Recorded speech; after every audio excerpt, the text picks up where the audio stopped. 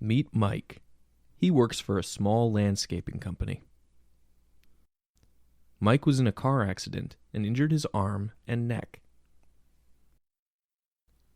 His doctor says Mike needs to take time off work and recommends physiotherapy. ICBC tells Mike that some physiotherapy treatments will be covered and he can start going right away. ICBC also agrees to pay Mike income replacement benefits. These benefits are meant to cover Mike's lost wages while he recovers from his injuries. It's been a few months since the accident. ICBC says he needs to start going back to work and that his income replacement benefits will be reduced and then stopped. But Mike is still having trouble with his arm and neck. He doesn't think he can start working again. But ICBC doesn't agree. Mike asks his friend Sam for advice. How can I do landscaping work if I can't move my arm properly? Sam says Mike should check out the Civil Resolution Tribunal because they resolve disputes with ICBC. Mike decides to take Sam's advice. He visits the Civil Resolution Tribunal website on his cell phone in the evening after his kids have gone to bed. He uses the Solution Explorer for vehicle accidents and learns about income replacement benefits.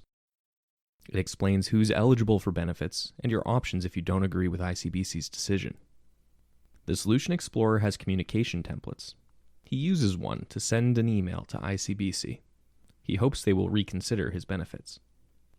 Mike and ICBC discuss his benefits again, but can't agree, so Mike decides to make a claim with the CRT. He goes back to the Solution Explorer, follows the directions, and fills out an easy online application form. He gets an email from the CRT saying his application was accepted, and what will happen next.